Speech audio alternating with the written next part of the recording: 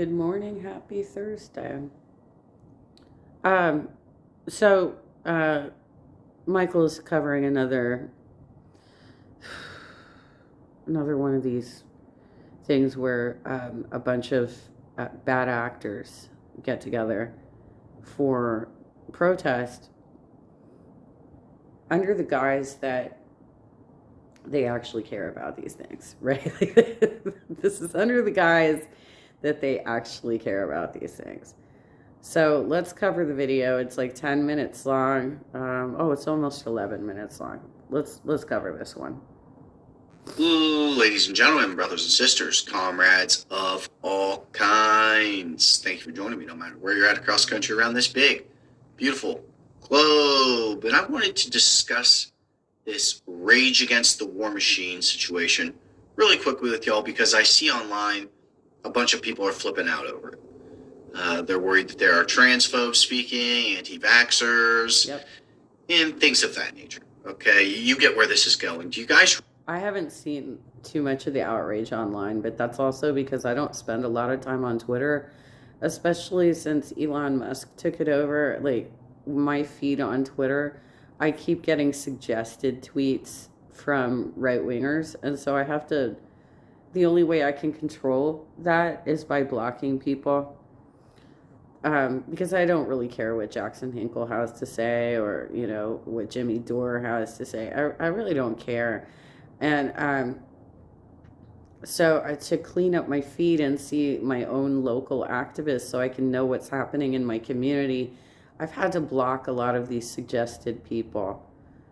So I'm not seeing a lot of the outrage over this, but I was vaguely aware that they were organizing another event where they could act like they're leftists. Yeah, so you guys can pretend you're leftists. Remember, recently, I believe it was last year, right? The March for Medicare for All, right, which was organized by a bunch of pseudo-leftists, and some right-wingers were even invited to speak, although I believe they pulled some offers there. But it was all over the place. There were a bunch of rallies and things like that. What was my advice then? My advice wasn't to oppose them holding the rallies. My advice was to use them to your advantage. Use it as a recruiting opportunity. Same deal here.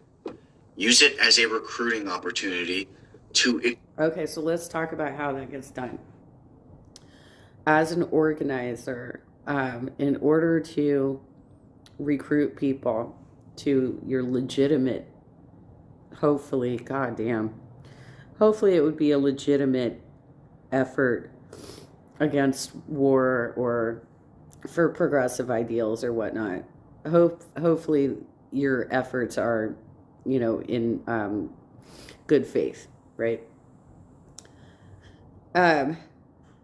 You basically would get like sign-up sheets and work the lines going into these events and say, hey, do you want to become, like in my case, it would be, hey, do you want to become part of our revolution, Southern California? And, start attending. Like, I haven't been organizing in a while because I'm on medical leave, right? Like, I'm not actually organizing, but I'm just using this as an example.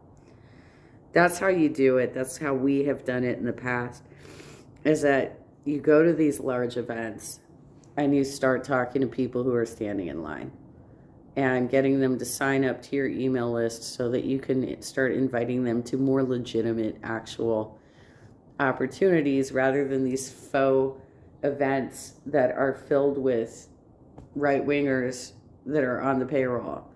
Once you hear the list of people that are named, it's just a ridiculous list of people.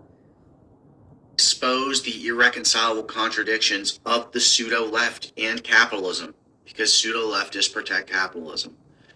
Now, some of the speakers at this, you can see why. I understand why people have a problem with Jimmy Dore or Ron Paul or Tulsi Gabbard. I mean, but Dennis Kucinich, he's pretty good to go, right? Scott Horton, I don't think.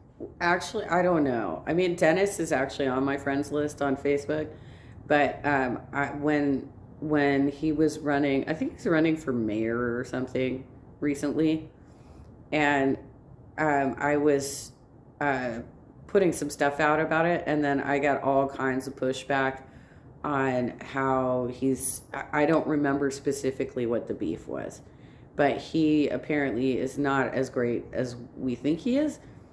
But I'd have to go back. I'd have to like search him on my Facebook feed to figure out what the arguments against him were. But it was something not great. It was something not great. I will circle back for this. Okay. I think I know him. But let me actually read to you the little bio they have. Editorial director of antiwar.com, radio host, and author of several best-selling anti-war books. You have Ann Wright, who's a peace activist, diplomat, and former U.S. Army colonel, resigned in opposition to the Iraq War. So she's got some honor there, of course. Chris Hedges, best-selling author, journalist, and commentator, who was a war correspondent for many years. And look, Chris Hedges, Christopher Hitchens, George Galloway, George Garland, they had a lot of influence on me when I was growing up. But I can call out their bullshit too. Good. All right. When I see it, especially with George Galloway. Well, I mean, but Chris Hedges is good. I can't with Chris Hedges anymore. He is one of the most negative motherfuckers I've ever seen, dude. I don't feel like his arguments are always fair. And he just seems to be trying to stir up toxic feelings in people without having real conversations about solutions. I'm not in the same place with you on Chris Hedges. Go, man. He's good to go. He obviously got fired from the New York Times when he was opposing the war in Iraq, the invasion of Iraq. David Swanson, anti-war activist, blogger, author, and executive director of World Beyond War. Daniel McAdams, executive director of the Ron Paul Institute and co-host of the Ron Paul Liberty Report. Garland Nixon, radio talk show host and political analyst in Washington, D.C. Max Blumenthal, editor-in-chief of The Gray Zone, award-winning journalist and author. Wow. Anya Parnapil, journalist and with The Gray Zone, producer and reporter of several documentaries. The first time I was aware of her was RT. Max Blumenthal, Garland Nixon. I think the first time I ever became aware of him was on George Galloway. George Galloway's show. It's called The Mother of All Talk Shows. Moats. Okay. Max Blumenthal. I've seen him around. I've seen him all over the place. I think the first time I seen him was on Right Wing Watch, though. Yeah. He was rebuking a right-winger, but nevertheless. Supreme, Wu-Tang Clan affiliate producer and music artist. Jill Stein, physician activist and former Green Party candidate for president. Boy, do all the people who talked about the Russiagate hoax and all that and her relationship to it have pie all over their faces. Tara Reid, author, actress, former Senate aide, producer of The Kim Iverson Show. Diane Sayre, musician, activist, and candidate for U.S. Senate. Hey, let's not skip by Tara Reid so quickly, shall we? Tara Reid is one of these people who came out with a Me Too claim. In her case, it was Biden, right? And rather than sue him, and the claim was something like 25 to 30 years old or something, right? Rather than sue him, she started getting speaking gigs mainly with Republicans, right? I don't know that any of these people actually are credentialed to speak on any of the topics that they put these rallies together for. And that's the thing, is that they never bring in any actual experts. Like, Chris Hedges is an expert, yes, I will grant you that. And some of the other people. But a lot of them are just live stream personalities who just read articles or read tweets and have no actual expertise in these areas. And that's why it's just, these are just money-making opportunities for them. But if we're talking about how do you turn it into an opportunity, it would be if you are running a chapter for something. I don't know. I don't have a lot of faith in any of these organizations anymore. PDA, Our Revolution, DSA, ADA. I don't really have a lot of faith in any of these organizations anymore. So I think that if you are seriously interested in making a difference, you would have to start an independent type of organization, an independent chapter of something. build your email list by working the lines, and start actually organizing. Start, organizing your demonstrations and canvassing and phone banking and, doing the actual volunteer work. But nobody that he has mentioned are actual organizers. They're not doing shit. Scott Ritter, former U.S. Marine Corps intelligence officer and UN weapons inspector. Kim Iverson, independent journalist and host of The Kim Iverson Show. Jackson Hinkle, independent journalist and host of The Dive with Jackson Hinkle. Greg Jardula, Wyatt Reed. You guys know Craig Jardula. I always call him Greg as a joke, right? Greg. Wyatt Reed, anti-war activist and journalist focused on Latin America. I believe Wyatt Reed is in the Donbass right now, in Donetsk. But obviously you can see the irreconcilable contradiction here, right? And This is why, instead of trying to shut it down, crying about it online, crying about it on Twitter is the worst thing you can do. Crying about it on Facebook, that's awful. Okay, all these other places, don't whine about it. Use it as a recruiting opportunity to show them the irreconcilable contradictions of capitalism, in essence, kind of the rally, right? Well, let's go down the list, actually. So the first speaker is a capitalist, that's Jimmy Dore. Before we get to that, excuse me, let's look at this coalition. The coalition is of the Libertarian Party, a capitalist party, the People's Party, a capitalist party. Mm-hmm. All right, so that's just for starters. And then if you look at the speakers, Jimmy Dore's a capitalist, Ron Paul is a capitalist, Tulsi Gabbard's a capitalist, Dennis Kucinich, I'm not even sure what he calls himself. Scott Horton, not sure. Ann Wright, not sure. Chris Hedges is an anti-capitalist. David Swanson, don't know. Daniel McAdams, he's the executive director of the Ron Paul Institute, a capitalist. Garland Nixon, don't know. Max Blumenthal, don't know. Anya Parampil, don't know. Supreme, don't know. Jill Stein, still don't really know. Tara Reid, Diane Sayre, Scott Ritter, Kim Iverson. Jackson Hinkle, I'm pretty sure he's a capitalist, right? Mm-hmm. He seems to promote capitalist talking points at every opportunity. Greg Jardula, not sure. Wyatt Reed, not sure. Why does that matter? No, they are. Why does that matter? Because they are. So basically this is a libertarian event. These are all people who claim to be a different party than they really are, right? Their political belief system is libertarian, and they've been lying to us for years because they're not leftist, they're not progressive, they're not, they don't really believe in socialism or, bigger government programs. They are libertarians, all of them. They're libertarians. capitalism is what started the war. The irreconcilable contradictions of the capitalist system are what start so many of these wars. Okay? And look, capitalists use racism and sectarianism and sectionalism and chauvinism of the male and national variety and militarism to exacerbate these things. They know what they're doing. Yeah. It's not a mystery to them. All right? So obviously there's an irreconcilable contradiction here. You can point that out. You don't have to be a menace. You can just use it to your advantage.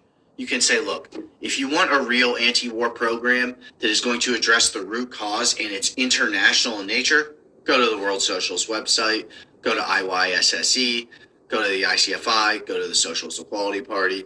They have an international movement against this war.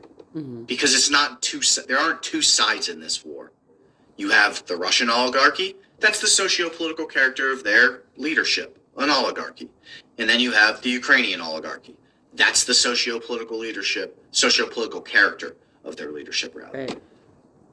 All right. The only difference is they embrace a more autocratic form of governance in Ukraine, a more fascistic form of governance in Ukraine. They look at Nazis as heroes. They look at Bandera as a hero. I guess they think the Holocaust was a decent thing. I mean, it's unbelievable. They banned Wow. socialist and communist parties. They ended the Holocaust. So, I mean, the way they attack unions there, gay people, trans people. Russia does the same thing with gay people and trans people. Oh, yeah, they do. Both of these countries are oligarchies. Those aren't the two sides that you have to choose from. You can also choose another option. That option is the international working class. An international working class of students, tenants, and workers united against the war, against other things that are international problems. Think about it this way. Hold up, Michael. Honestly, I mean, you should be organizing as well. Because obviously you have the right mindset of how this will go. And you're putting out your live streams, which are great. They're very educational, very informative. But I'd like to see you like start a chapter of something and like actually get people to start organizing. Like your advice is fantastic. I'd like to see you become the leader of something like this. I don't know what your day job is, so I don't know like how busy you are, but it would make sense for you to be the person at the head of the room telling people these are our talking points and this is what we need to do when we knock on the doors. This is what we do when we stand on the route, like on like in front of a whatever it is, and we're doing a rally, right? Like some sort of government building, probably, right? I could see you actually being a speaker. Like you listed off all those speakers, and we know that they're going to give us a bunch of bullshit. You could be the person at the podium speaking. You could be the person organizing volunteers to actually do something about this. And it's really unfortunate that they're getting paid so much money, because they are. They would not have the opportunity to do this type of organizing if they weren't getting payrolled by somebody. All these guys are capitalists. All of these, not all of them, of course. A lot of these guys. All of these problems are international in nature and capitalist in nature. The global capitalist order causes a lot of global capitalist problems. Does that make sense? Well, it needs confronted by an international socialist movement.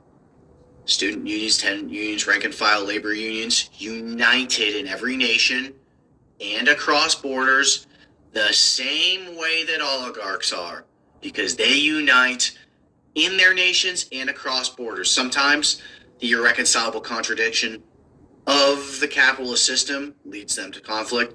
The irreconcilable contradiction, if you're unaware, irreconcilable contradictions in any society, politically speaking, lead to an irrepressible conflict, right? We see that happen time and time and time again.